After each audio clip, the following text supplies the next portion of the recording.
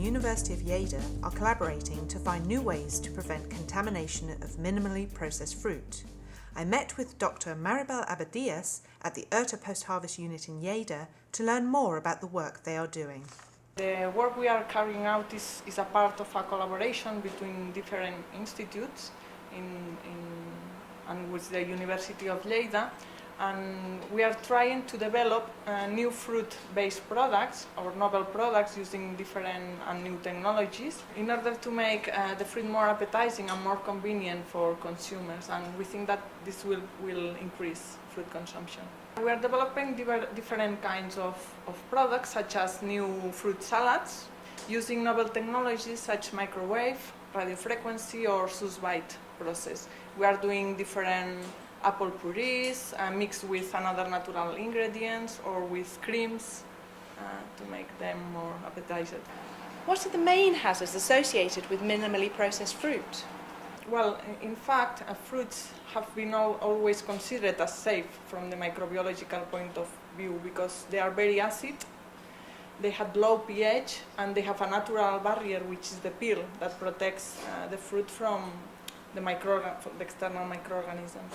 And the problem is when you cut them, the peel is taken out and the microorganisms could go into, and the nutrients are more available, and during the processes it could be contaminated by food handlers, for example. So what is being done to reduce these hazards? Well, actually, in the food industry, what they do is they use sodium hypochlorite to disinfect the fruit. But actually there is a growing concern of public because sodium hypochlorite could have some hazards to the operators in the industry due to the low concentrations that are used, and also for consumers because it is known that they could form different byproducts when the combination of organic matter, and there is a growing concern, and in some countries its use is forbidden actually. One of your objectives is to study alternatives to chemical fruit preservation methods. Could you tell me about these new methods?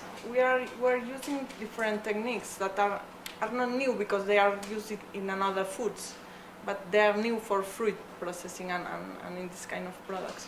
We will use the bacteriocins, which are some antimicrobial peptides produced by acid lactic bacteria, which are used for making yogurts, for example. We are also using low-risk chemicals or grass substances, which are generally regarded as safe substances, such as organic acids or essential oils or some polyphenols that are obtained from fruit. And finally, we will use also biocontrol agents. Can you explain to me what a biocontrol agent is? A biocontrol agent is a safe microorganism which we isolate from the fruit, that it could reduce or prevent the growth of another microorganisms. This could be pathogenic microorganism or spoilage microorganism to prevent the spoilage of the fruit during their storage.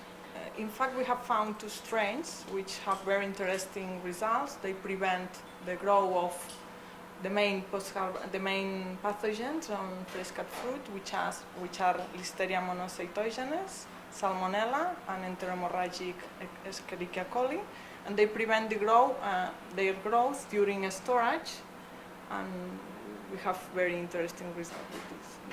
Are there any obstacles that stand in the way of using biological control agents in the fruit processing industry? Yes, because there is no regulation in the EU, especially to this kind of microorganisms, and this is one of the main obstacles.